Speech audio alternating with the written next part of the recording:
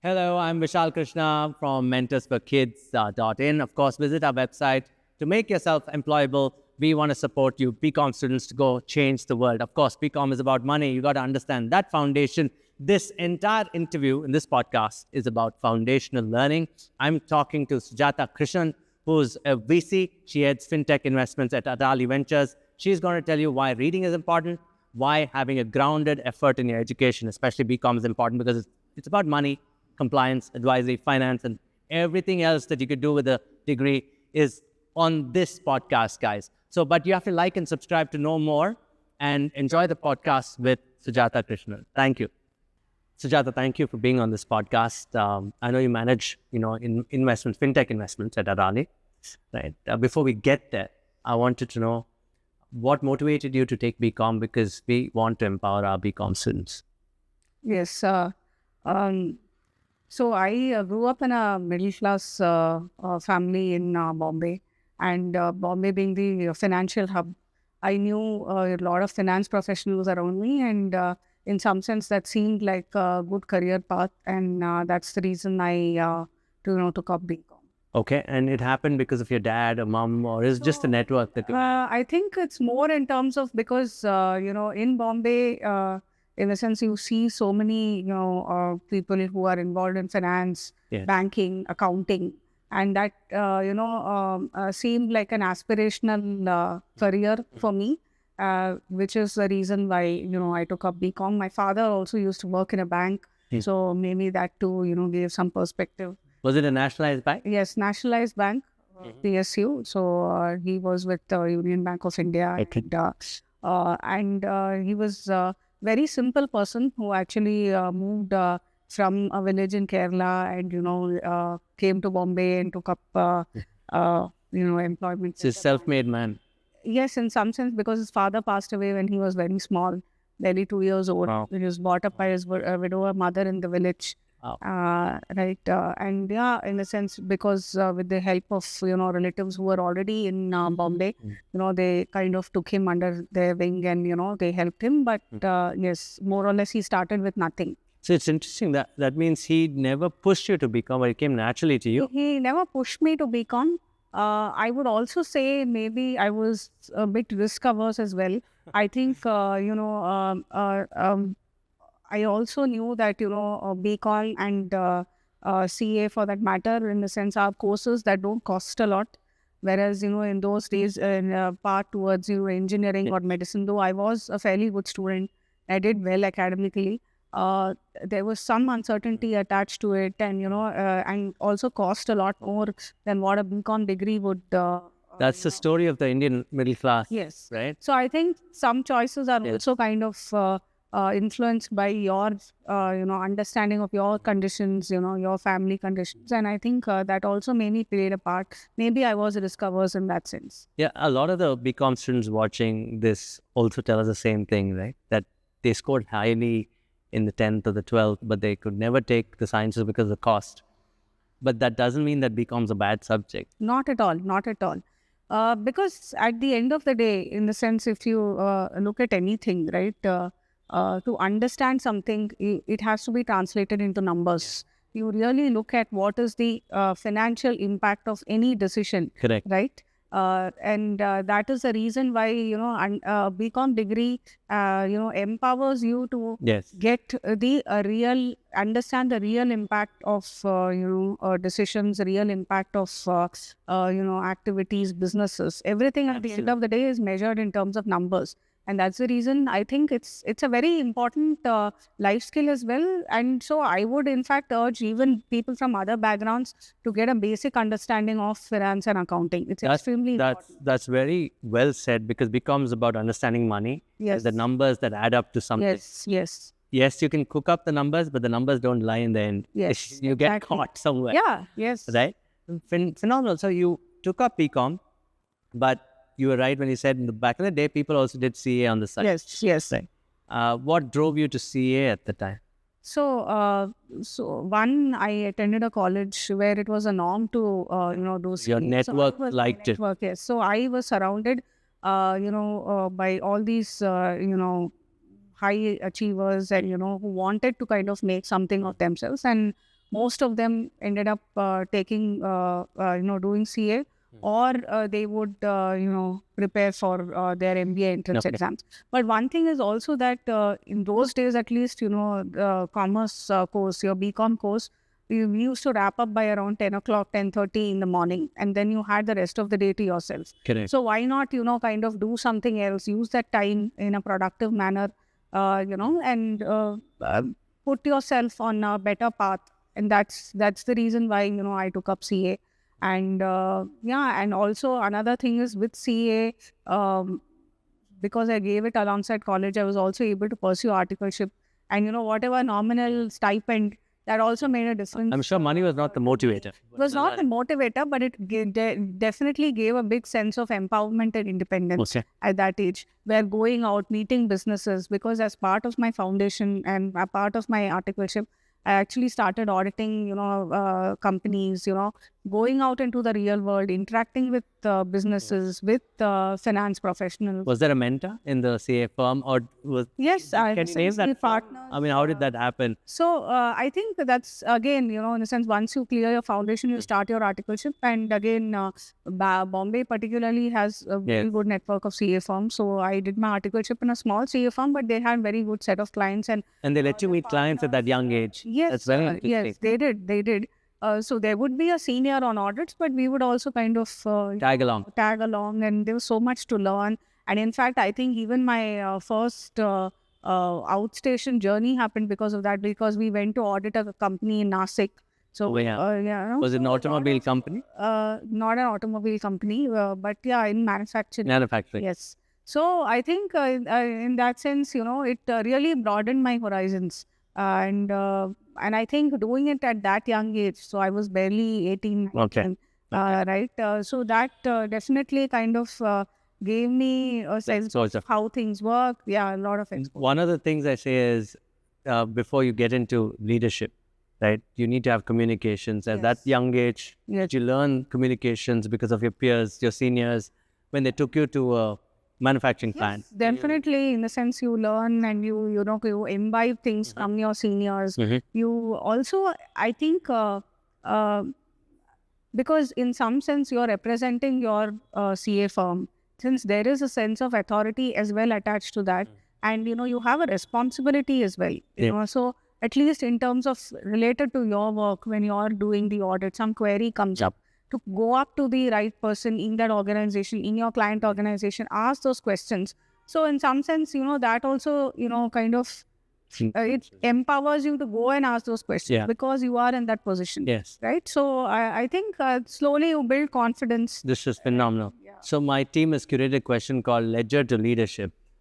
I myself keep telling BCom students that please don't limit yourself to just being a bookkeeper. Yes. To become a leader, you need to do all these things. Talk to people. Yes. Understand the flow of money. There's nothing wrong in asking questions. Nothing wrong. And in fact, I think to really make an impact, because at the end of the day, as a BCom graduate, you would start with, doing the accounting and compliance for a company. But then in that process, I'm sure you're getting a sense in terms of, like you are able to identify certain patterns. For example, that maybe, you're not able to recover money. You're giving a credit period of 30 days, but you're ending up only recovering in 60 days. Somebody has not paid for a long.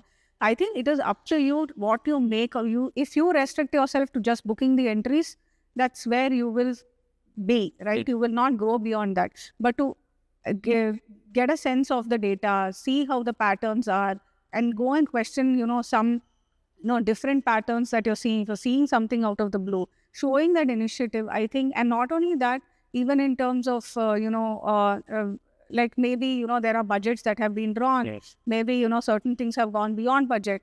Maybe you are not, there may be a CFO who is actually kind of taking care of it. But you going up and showing that you have noticed this will, inspire them to give you more responsibility. Fantastically said. As a custodian of the books, you are entitled to ask questions. Exactly. please don't take it personally. It's the truth. It is the truth. Right. It is the truth. And I think in that sense, I think in fact it would be appreciated. In Yes. sense, and I think Good businessmen appreciate good it. businessmen appreciate it. And not only that, they are then, that gives them the opportunity to do something which is beyond your brief, right? If you're being told to just pass the accounting entries, but by being, sensitive to these things, asking the right questions, and, or putting up certain observations, you're showing that you're capable of much more. Which is phenomenal. So you finish your BCom, finish your articleship, finish your CA, Yes. you become a tax advisor? Yes. So Why choose tax? So the reason why I chose taxes, because at that time I think it interested me a lot in terms of the basic tax principles, how they kind of how they are applied practically, and not only that, the rich judicial history in taxation, how certain principles are at the core of it, but then how those principles keep getting Involved. and how various judgments kind of shape that judicial That means you're an avid reader, yes, which is something that I find out that you would discover. yeah, So going by reading is important. I just want to very interject that. very, very important. Reading and learning is very important. I think you have to keep learning. Who imbibed learning into you, dad or mom? I think both of them, but I think right from childhood, like my brother was not so much of a reader, but I always been one. So I I've always Picked it up. We have picked up. What was it? and What did even- you? Everything so from anything- comics to anything fiction. written, I would even read carton. So Okay. anything written. Would, Look at all the ingredients. yeah. So in the sense, I was that sort of person. So I would read the newspaper. I would Wow. read books, both fiction and non-fiction. So I read quite widely, and I think in that So sense, by the time you came to 10th standard, you were reading quite a lot. I was reading quite a lot, and I think it helped me a lot. It's natural, because, isn't it? For you? Yeah, it was natural, but and it helped me a lot as well, because when it came to conversations, when it came to certain perspectives, right? I think definitely reading helped with that. Okay, and coming back, so that's a tax. I'm glad you said tax advisory because you have to read a lot. And you said judicial. There'll be a lot of judicial lot of, statements, case laws, that you have to analyze. Yes, you have That's to how I can analyze, guide because people. that's really speaking, in tax advisory, that is the key part of, the service that you provide, right? Yes. In terms of enabling businesses to know, whether certain things are kosher or not, whether they are backed by law or not. Yeah. So, I think so that there is a very intellectual element to it, which kind of excited me, which is why I kind of chose tax over audit. And Would that be your advice to students that regardless of the subject you take, be prepared to read and analyze? yes. Because at the moment, the social media thing Yeah, is really in the sense destroying that knowledge, isn't it? I agree. And I think, taking nothing at face value, Yeah. right? Because now you're surrounded by so much misinformation, Yes. and what to believe, what not. So as a CEO, he'll trust the BCom person or CA to Yes. tell him what is him or her, to tell them what is happening in their business. Yes, And people like you really do that advice. And that can happen only if you understand, yes. analyze. So, and your fundamentals have to be really strong. Well, Because at the root of everything, if you know the fundamentals, right, it will hold you in good stead. So, I think, those things are very important. that would be your biggest advice to them. Start foundational level reading, Yes, read master your subject. and always, continue to learn, Yes. because nothing is static, right? So you have to also keep going. Yes. So I think the world around you is changing. So You should also adapt. Yes. How did you make this change in terms of education to MBA, right? Yes. How has that moved to ISB? Because they are a different kettle of fish, mostly very good marketeers, very good Yes. speakers, Yes. very good with the numbers on a different level of numbers. I mean, when a tax advisor looks at the numbers, you look at compliance, governance, and all Correct. that. But these guys are about scale. Yes. They have to predict the future. Yes. Whereas the tax advisor about the present and now, Correct. right? How did you get used So to that? I think that's primarily the reason why I did the MBA as well, Okay. because I wanted a broader perspective. Yes. Because I saw all these businesses were coming to India and they were setting up, and obviously they had certain Requirements. business plans in terms of the opportunity that they were seeing in India, and how they wanted to scale the business. We were advising them on a very small part of the piece, but I wanted to kind of understand the larger picture. And I thought, in terms of understand the business aspect of things, how decision making is driven, right, in businesses like this. So that's the reason I, decided to do my MBA. Okay. This is very empowering for me because I keep telling students that in Mentors for Kids, we want to empower them. And empowerment happens that entire journey towards employability. That you empower yourself with these things. Yes. That you're adaptable, that you read, you master your subject, you should learn new things. Yes. And is that very important, ma'am? Productivity, to be productive, you got to be adaptable. Definitely. And did you have mentors in that journey? Yes, there were mentors in the sense, again, in my workplace, I was surrounded by, very intelligent and really, in the sense, there's a lot I've learned from being around people, right? In terms of how there were some who were very good at the subject matter. Okay, yeah. In the sense, and they were also able to draw parallels, and they were able to kind of bring diverse elements together while giving advice. So the ability to kind of make connections across diverse matters was something that I saw in practice, and I try to imbibe that. So that's one thing. Second thing is how they handle client relationships, how they handle relationships with the larger team, how they extract the best out of people. Those were things that I learned in my early career. So these are the soft skills. Which left an impact on me, definitely. This is so in the sense, it's really like surrounded by good people, and I learned a lot from them, and I think that paid off at this point in time. By the way, if you've come so far, please like and subscribe. We are Mentors for Kids. The website is mentorsforkids.in, and please ask questions, because till this point of time, we've covered soft skills, we've covered adaptability, and we've also covered the fact that you have to master something, and it takes time. So please be patient with yourself, right? So coming back, ma'am, I want to ask Sujata, this is a very important question. When you finish your MBA, that's a network, right? It's a different network. It's a very different network. Yes. You want to talk about why networks are important? Oh, networks are very important. To be fair, I would say that I have not really, done a great job, with harnessing my network. But yeah, definitely networks are important because they open up a lot of possibilities. Yes. Right. And in the sense that, and it's not really, and I think a lot of people, view networking as a very quid pro quo kind of transactional. Very transactional. And I don't think that is the right way to look at networking. You have to give without expecting anything back. Yeah. And that's the right way to do networking, really speaking. Right. And I think that's how good networking works. Yeah, the fine balance is you'll get something, but don't expect anything. Yes. Right? Yes. It's tricky. You're right. Yes. And I'm glad you use the word harness the network. There is an art to it. Yes. Right? There is an art to it. But at the same time, so that's the thing, right? In the sense, I think if you want to be a good networker, you should be willing to give far more than you receive. I think that is the key to building a good network. I agree. Because that's when, the thing is, people trust you, and, they also then want to kind of help you. Yeah. Right? So doing things without expectation of getting, something in return is, I think, key to good networking. Okay. Yeah. You finish your MBA, and then, we all know you as somebody who's now in a VC firm. Right? Yes. Did that happen right after your MBA? No. Or what did you do? No. So actually, it's been a long way.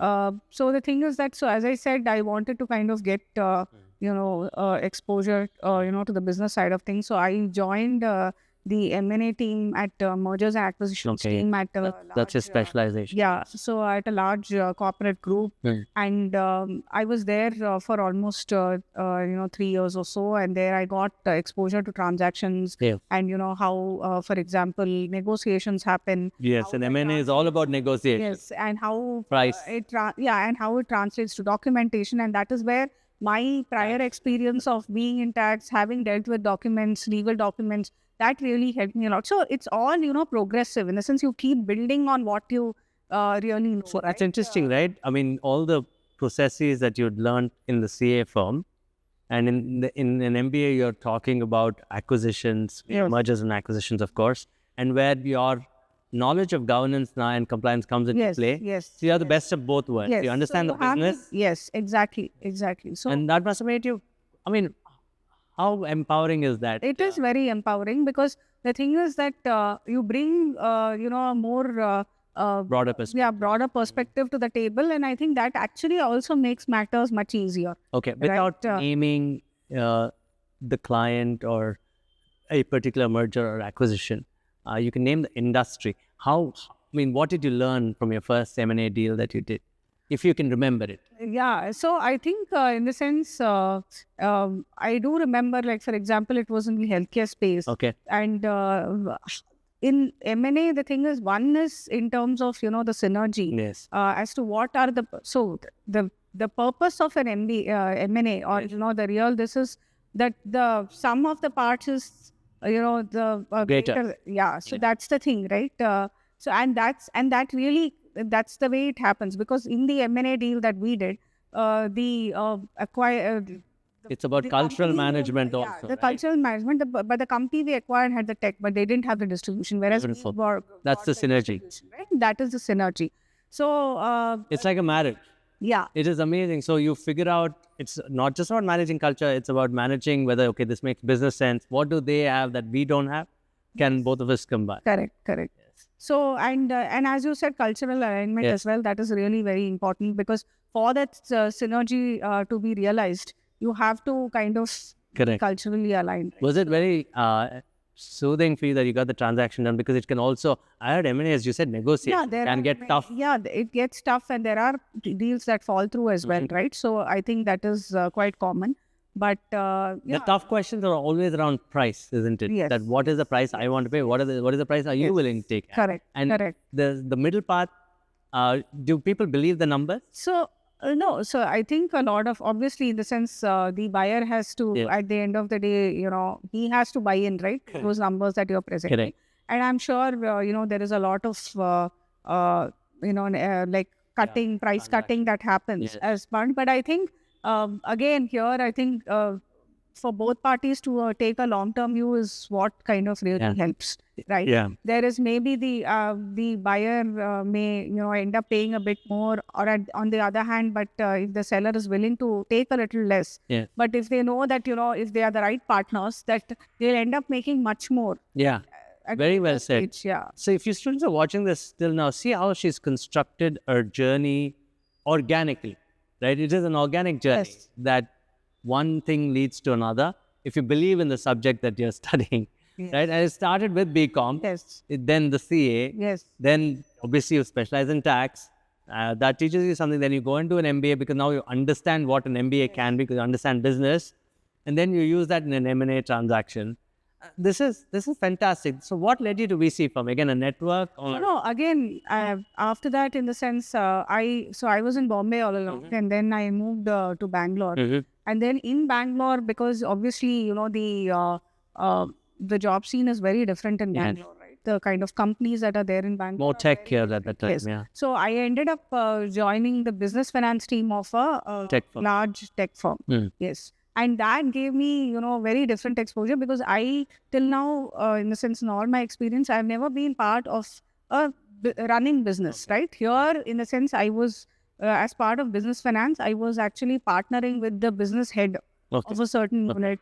And, in the sense, he was reliant on me to give all the numbers, to decode the financial health of Yeah. that business, to kind of validate certain strategic decisions that Was it a product or IT services? it was an IT services. Fantastic. So it's So- all the more the numbers matter. Yes. Because yes. they're any all deal about that you're projections. pricing, any deal that you're pricing, are you doing the right kind of pricing? Have you taken into account the right costs that will be required to deliver that project?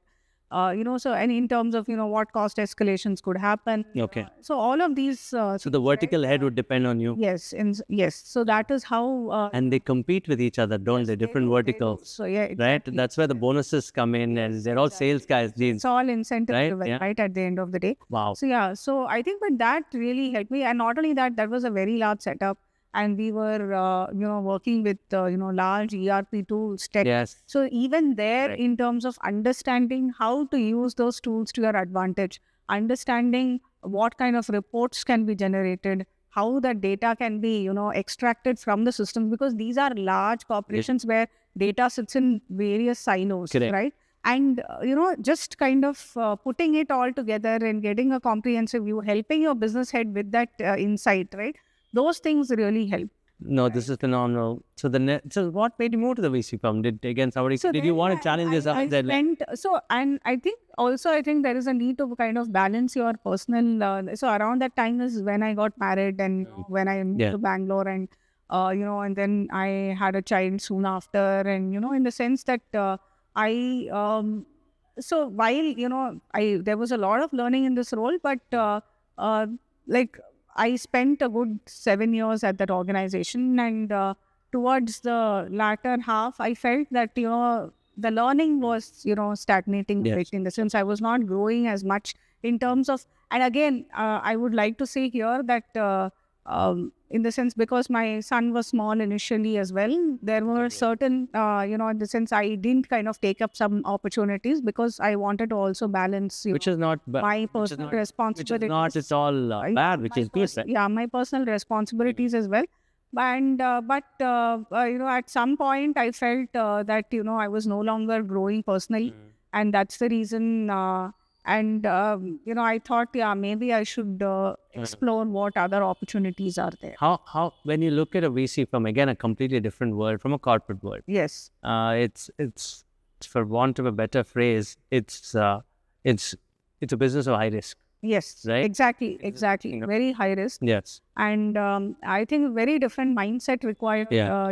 to be in the VC world, investing in, very nascent businesses. Because you're betting on the person. You're betting on the person and a promise, right? Yeah. In some sense, It's a the promise. potential, right? Exactly. Absolutely. So I think it requires a very different mindset.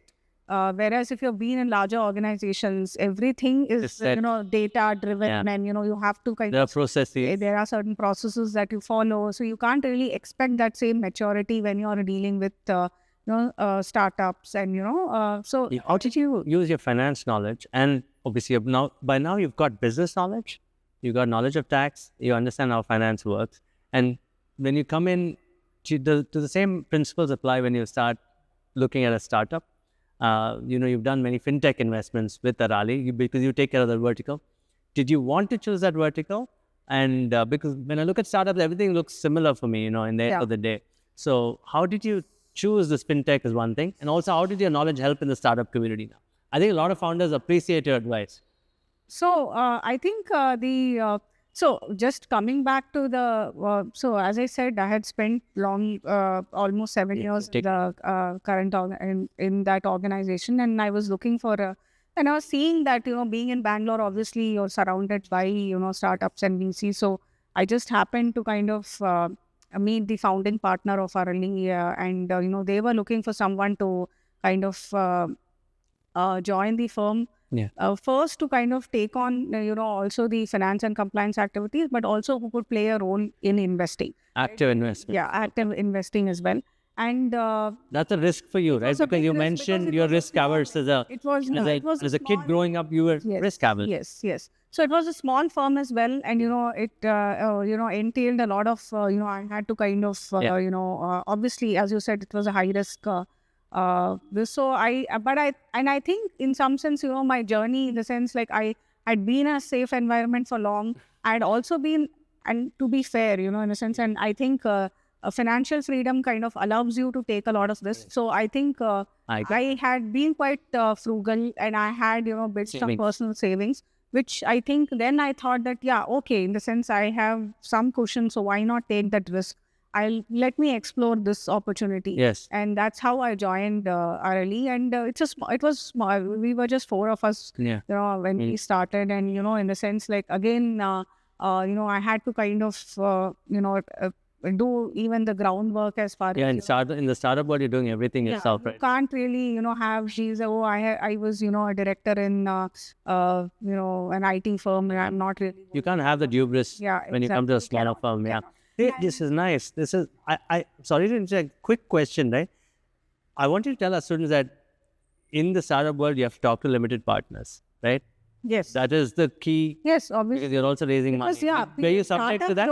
Obviously startups don't realize that funds also have to do a lot of fundraising, So yeah, and it is, you have to Actually, kind they of don't, convince money don't LPs. realize that. Yeah, you have to convince LPs to put in money, right? Yeah. So yeah, that is a very Was it hard for you? it That's almost like now sales, right? It's like you're going and talking about I mean, you asked me earlier what's Mentors for Kids outcome, right? Which is employability. And Yes. you will, I mean, I'm sure Raleigh would have an outcome. And you have to go tell them that. Yes, that exactly. outcome. So yeah, exactly. In the sense, how do you convince them to buy into your story, to invest in Absolutely. you, right? Absolutely. Same thing that a startup does when they come to us, right? Yes. We have to go and Do you thank your reading for giving you that foundation again? Because now you can communicate. Yes, no, definitely. In the sense, I think It's such a foundational thing, isn't it's a it? foundational thing, and I think also because see, you come across people from different backgrounds, different professions, career paths, and they've gone through different personal experiences. I think reading sometimes helps you, kind of relate to them Yeah. because something you have read, and if you're able to kind of bring that up, I think it instantly builds that connection, right? They feel that you are interested in them. Yeah. So I think those things definitely you empathize with this because you have some understanding. Maybe it's second hand, third hand understanding, but even that kind of endures you to that person, right? So I think What would be a good startup for you? Somebody who reports on time, reports the numbers on time. yes, but I think more than anything else, has a very high sense of integrity, right? Very Who's well said. willing to kind of come to you and say, hey, this is not really Working out. rather than, kind of cooking their books and, kind of hiding things. And, I'm so glad you brought it up. Integrity is the key word here. is- I think integrity, and trust, I think no matter which field, and no matter which area you take up, I think if you are able to kind of gain trust of people and you're able to kind of, conduct yourself in a manner that you retain that trust, I think that itself will take you a long way. Yeah, have to that sums up the VC thing, right? It's about integrity in the end of the Yeah, day. exactly. And do you remember your first startup deal? And don't name the company. I want you to talk about the sector. It's fintech, of course, but what were they solving and how did you? I mean, and because you used the word integrity, how do you resolve as a leader for yourself? Right, saying, okay, here's a founder I believe has integrity, and we can back him. How do you ask those questions? Because there's no data. Yes. The- I think one is, and again, when it comes, as you said, right, reading. Reading. I think human nature, all, you in the sense like what you've not experienced in real life, if you Yes. read a lot, you actually kind of, Put it to practice. When you put it to practice, you can read people also. exposed to a lot more in terms of how people behave in certain Correct. situations, and so I think and in personal interactions, then it kind of it comes through. So you kind of Yeah. are able to kind of You can tell if yeah, this you can person tell if has a a person is worth taking a bet or not on. Yeah. Definitely, as a VC, we also have certain processes in Yeah. place. We do background verifications Yeah. before we, invest in founders. So I think, but it's just also experience and, because Yeah. Got it. I've entered VC with the experience of almost 10, 12 years, right? So I think all of that kind of comes to bear. Would you say that you've always challenged your conventional self, and therefore you've done multiple things? Yes, I think so. I Right? think so. I think I've constantly been learning. Yes. I've never, so really speaking, I'm an introvert. I'm not really an extrovert, which Yeah. is why I said, Yeah. in terms of No, you're networking, very I'm kind, not, but thank you for sharing that knowledge. I mean, really, introvert or not, you're talking, so which is great. yeah, but in the sense, yeah. So while things have been very intimidating when I took it up the first time, I have pushed myself to go through it, and, Okay. and I think in the sense at the end, when I look back and I actually sometimes laugh in terms of oh, was I scared of that, or Yeah. did I really kind Yeah. of hold myself back from doing something, It's all a case of finishing what you start, isn't it? Exactly. That's the main Exactly. thing, that you don't give up midway and say it's hard. So That is extremely important. yes. That is extremely important because really speaking, for things to bear fruit, it will take time. Yes. And if you don't give it the right amount of time and effort and give up before that, and I think You've wasted your energies. Yeah. wasted your energies. So what are your thoughts on failure? I'm sure no human being can wake up and say, I've never had failures. I have faced a lot of setbacks and this initially, like after so as I said, I got married and I'm to Bangalore, right? And as I said, the opportunities in Bangalore were very different from what I had done earlier in Bombay, and I actually struggled initially to get a job. Wow. Yeah, so I actually struggled for almost I think and also it was a very because I have again I had gotten married and Now I understand why you say you're an introvert and didn't harness your network. yeah, and the I change understand of this as well, right? Cities. Cities, all of that, and it was a period of a lot of changes and turmoil for me, and in that sense, I did struggle to kind of get a job initially, and but yeah, in the sense, I kind of never gave up, Yeah. and then again, the opportunity that I got, I made the most of it. Right. So I think it's just that having that self belief and continuing to kind of put in effort. I think It's the effort that matters. So be patient with yourself. exactly. Don't give up. That's fantastic. Since we've covered commerce as a subject, what's your outlook on the subject now? Yes. That's important. I want to hear it from you on the realities today. Let's say we are really not treated well. Yeah. Okay, that's one. And what is your outlook? What should students prepare for the next 5 years? Let's put it 5 years or even 3 years. Yes. I don't even know what's going to happen in 15. Yes. Although there should have been a roadmap on these subjects by now. Right? Correct. So your thoughts on this? So yeah, so I think commerce, as I told you, it is a well-rounded course. There is a fair bit. Obviously, there is accounting, and accounting in the sense at the end of the day, a business is judged by how well it does, in terms of. So you can decipher a business's health by looking at its accounts, right? So I think so. So very fundamental, and as I said, in the sense with there is accounting, then there is fair bit of business law as well. It's some foundational this in terms of company law and this that it gives you. There is some secretarial part as well, which is there as part of your BCom, right? You get economics, which is a very important. So in terms of course subjects, it is good, but I think it is a little superficial. But again, we got to make that. Yeah. So, but so that's the thing, right? It gives you a roadmap. Yeah. It gives you a roadmap in terms of okay. And that's where that, the cross-pollination of subjects, how these things come together is something that basic understanding, I think students should develop. And post their BCom in terms of realizing, okay, maybe I want to do something more on the accounting side. I want to do my CA, for example, or I'm interested in company law, so I want to do my company secretary, or I want to kind of I'm more or I do cost accounting, or I kind of do my MBA because I want to kind of do more of business. You've summed it up very well. There's compliance, governance, exactly, and finance. Yes, so there are so many parts, right? It gives you. I feel it gives you a good foundation, and it helps you choose where you want your. I completely agree. She summed it up very well, students. I think the superficial nature is because people don't know the difference in compliance governance. Yes. They don't know what real finance is. Yes. Right? Finance is different from investment. Yes. Right? So and finance is also different from accounting. Yes, it's absolutely. Different from compliance. Yes. Right? So I think BCom gives you a good flavor of all this. And then I think if you are able to kind of understand where your interests lie, then you can kind of choose a certain area and go deep into that. Right. I think that's one thing it gives you.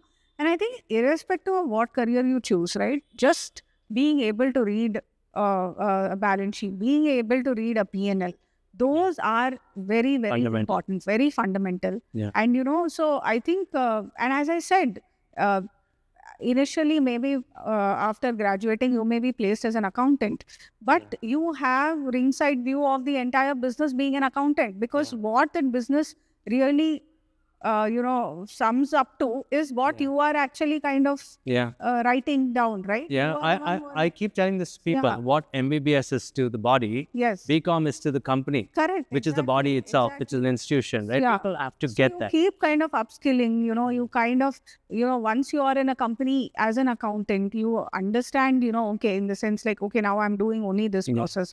maybe I should, move to the next process. Maybe I should, also do a little bit of help them with the budgeting, help them with this, Correct. help them with planning. So how you kind of get involved in more activities in the compliance side as well. Okay, I'm only doing accounting now, but maybe I should do a little This bit of is TDS. I should do GST. So, it is up to you. Yeah.